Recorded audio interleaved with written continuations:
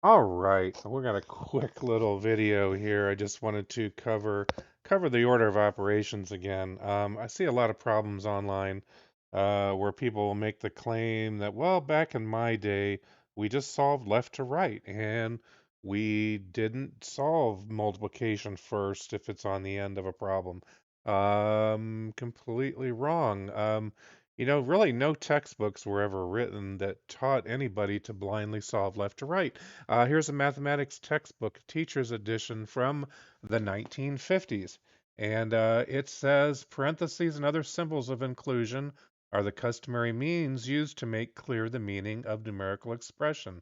However, mathematicians have agreed on a rule to fall back on if someone omits punctuation marks. And this rule gives the followed, order to be followed in performing the operations indicated in the expression. And the agreement implies, and then it gives examples like 5 plus 3 times 2 basically means 5 plus, and then the 3 times 2 is actually solved first. The colors are used here, they show to imply emphasis. All right.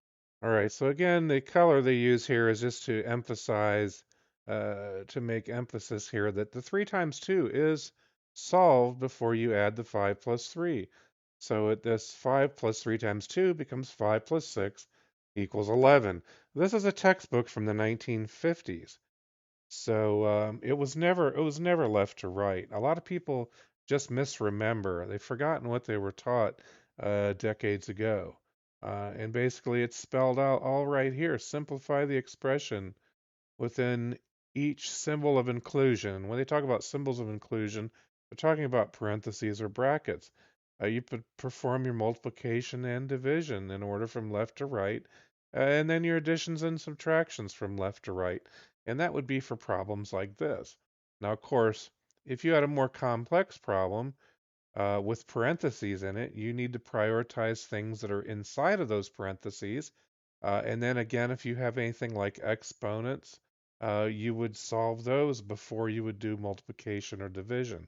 So just wanted to point that out. I mean, here's a textbook, and yes, this is an algebra textbook. A lot of people get confused on the order of operations, and they assume it only applies to algebra and not to normal mathematics, that it's non-algebraic. That's not true. The fundamental operations, and this is whether you're using algebra or not, the fundamental operations are addition, subtraction, multiplication, and division. Indicated operations are to be performed in the following order. First, all multiplications and divisions in their order from left to right, then all additions and subtractions from left to right. Pretty simple stuff. This textbook was written in 1913. All right, so here's my other rant concerning the order of operations convention. Many people will falsely claim that they were taught to solve left to right and ignore the order of operations. Many will claim it's the old school way, which really is really a tired, overused excuse made by people really who forgot what they were taught decades ago. Ancient civilizations, including the Egyptians and Babylonians, had accurate approximations for pi that they used in practical applications.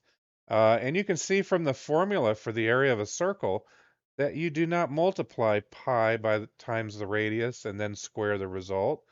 Even the formula for the area of a circle utilizes the order of operations. For anyone who has forgotten, there's 4 steps to the order of operations, not 6. And depending on where you live, brackets might be called parentheses, orders referred to as exponents or indices, etc. Step number 1 would be parentheses or brackets.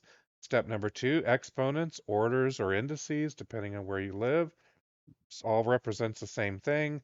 Step 3 is multiplication and division, left to right. Number 4 is addition and subtraction, left to right. So in the problem for the area of a circle, we're using exponents for the radius. We're raising it to the power of 2, r squared.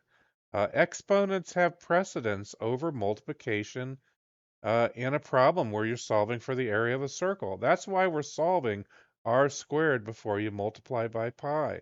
And if you've ever seen the formula for the area of a circle, it's always written as A equals pi r squared. But you solve the r squared before you multiply by pi. And just remember that exponents are repeated multiplication. That's why it has precedence over multiplication. And in the same way that multiplication has precedence over addition and subtraction. Why?